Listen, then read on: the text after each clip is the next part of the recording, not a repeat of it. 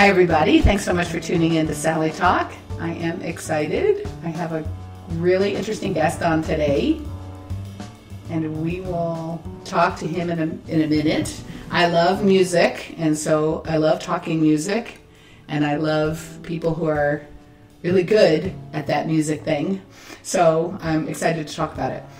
Before I get started, I'm going to give a shout out to my sponsor, which is me. I am with Arbonne International, and for 40 years, Arbonne International, started by the founder, Peter Mark, has cared about you, cared about your skin, your health, has cared about the environment, the trees, the animals, and made sure that we made products that were healthy and all. And that was 40 years ago, before it was popular.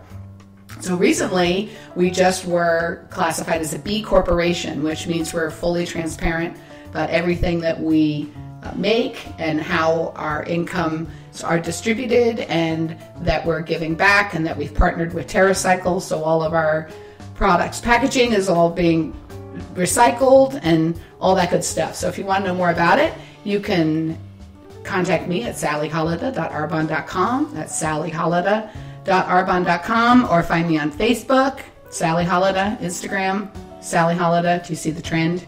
So just find me there. All right, and thanks for listening. Okay, so today's episode is going to be great. As a little bit of a background, I like to tell the story of how my guests arrive here on my podcast. My good friend Liz sings in a praise band and for her church, and the leader of the choir director, I should say, or the music director of St. Finbarr's, where she goes, is a very talented, she's always talking about this talented young man that is running all the music at St. Finbarr. So she told me about this Veterans Day event where he had taken poems, and we're going to talk all about it, poems from Gettysburg, and written music to go with it. And they were performing it, and Liz's husband was going to play, and they were going to do this on Veterans Day at a Civil War museum that I had no idea was in Los Angeles. And so we went, and it was beautiful. Now, why Liz knew that I'd want to go is because I have like a thing about the Civil War, and I had literally finished the Ulysses S. Grant biography. So I was raring to talk to anybody who wanted to talk about the Civil War. So anyway, I want to introduce my guest is composer Ryan Mascilak. Now I know he's the music director at St. Finbarr, but he's also plays like a million instruments. I want to talk about like how many instruments you play. You seem like you play a lot of instruments. And also a composer and a songwriter. And he has this album, and it's available, and you can listen to it. And it's called Marching Still, and it is just beautiful. So, Brian, thanks so much for being on.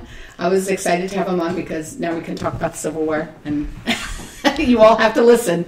But the Civil War is so interesting. So, first of all, I want to know, why don't you tell me let's first just start right out of the gate, like how this came about, and then I want you to talk a little bit about your background and everything.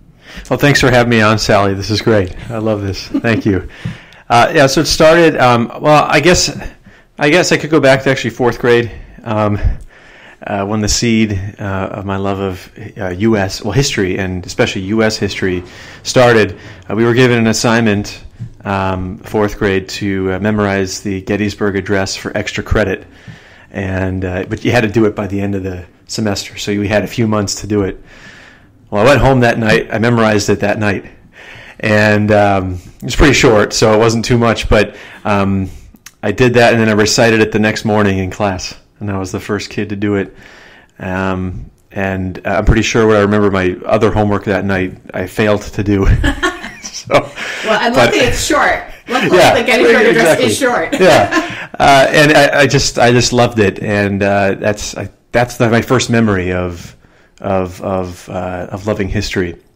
So fast forward to a couple years ago, I had a cousin who was getting married, who lives out in western Pennsylvania, and I was going to do the music for the wedding, so they had me go and sing, and we decided to visit Gettysburg while we were in Pennsylvania. So we drove across the state, and it was an incredible experience. And my family had always wanted to go my sister and I, when we were kids, but we never made it out. And I guess my parents knew that I would love a place like Gettysburg. So just going there, and I knew right away that it was too many years had passed since I put this off for far too long. And we went to a little bookshop. It's called For the Historian. For the Historian is the bookshop downtown Gettysburg. And there's this little book on one of the bottom shelves, Poetry of the Civil War. First half is poetry of the Union, and the second half is poetry of the Confederacy. Poems written by soldiers, several authors that were alive during the 1860s, and then a couple poems some that were written just before the outbreak of the Civil War, and then some that were slightly after. And I just thought, hey, I wonder if I wrote music to the poems. I'm assuming these aren't songs.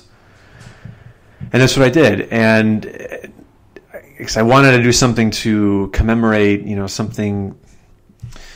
I wouldn't say that hadn't been done before. I know it's been done. I mean, that's the process of songwriting and composing. But the lyricists, I guess you could say, have been dead for several years now, and I want to be the composer to write to them. So that's how it started.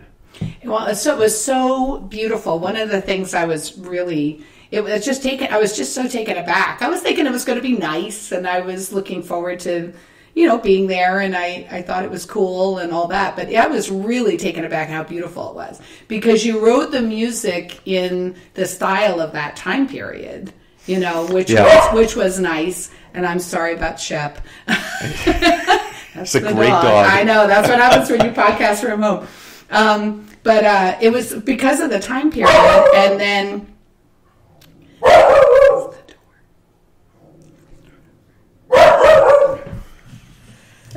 Do you want? We're starting over. Okay, all right. Yeah, you're. You know what it was? The door's open. Oh, the front door. I just don't want to get all the way in there. We're starting over. I'm determined. Yeah. I'm sorry. You're gonna have to tell the whole story again. No, that's good. We're gonna do it.